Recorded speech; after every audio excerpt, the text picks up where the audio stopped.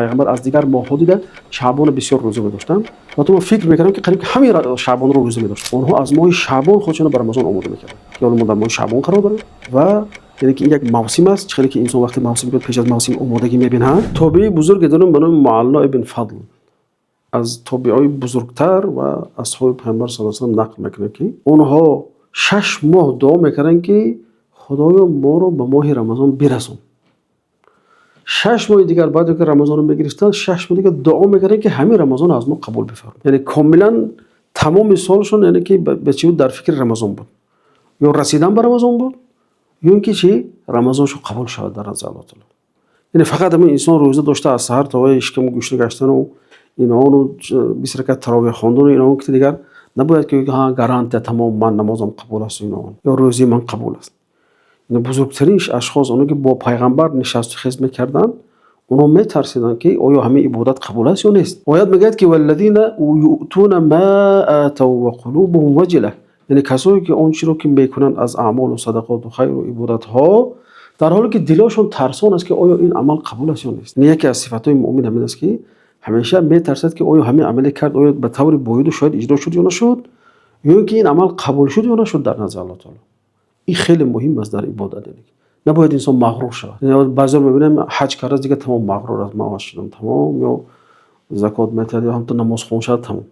اما خیلی نیست. انسان باید که همیشه در فکر اون باشد که آیا عبادتش به طور باید و شاید فرض و سنت و مستحب باش اجرا شد یا نشد، آیا این قبول شد یا نشد، آیا اون به همون طوری است که خدا می‌خواهد هست یا نیست. دعای دیگری درباره سلامتی دین در رمضان میگه که یحیی ابن ابی کثیر میگه که اللهم سلمني لرمضان وسلم رمضان لي وتسلمه مني متقبلا. یه دعای جالب است، میگه که بار الهه مرا برای رمضان سالم نگه دار.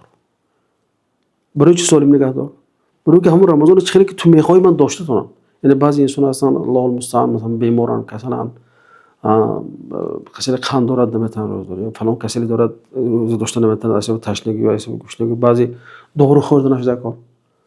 اینا دعا میکنن که خدا همین چیز پیشمون نیاید. همین فکر کنم که من در رمضان سالم باشم، در صحت باشم، در عافیت خود باشم تا توانم که همون روزه رو خیلی تو گفتی که از همین صبح صادق تا فرو رفتن آفتاب من توانم که عبادت ادا کنم و شبشم با نماز و قرآن اون زنده دارم. و دیومش میگه که وسلم رمضان علی، معنیش نیست که رمضان رو برای من سالم گردان، یعنی معنیش چی است؟ تو در آن توفیق عبادت یابم.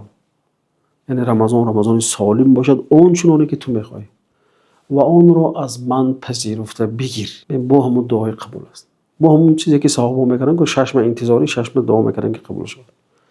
بنابراین این قصه ابو نعیم اصفهانی رو روایت کرده از در حلیة الاولیاش. انسان باید که همیشه مواظب همین عملهای خودش باشد.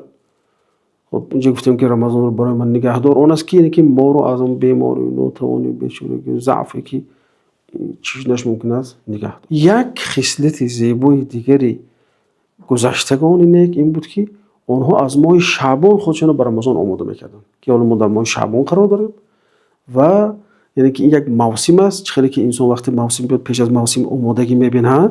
مثلا تاجران میدونن این چیزا، اون مثلا همون کالایی که میخوان برات هم پیش از موسم جمع بکنن و میکنن آماده میشن که برای موسم. یعنی انسان مسلمان رو همین از در ماه شعبان باید که آمادگی رمضان بده، یعنی خودش جسم خودش معده آماده کند برای رمضان.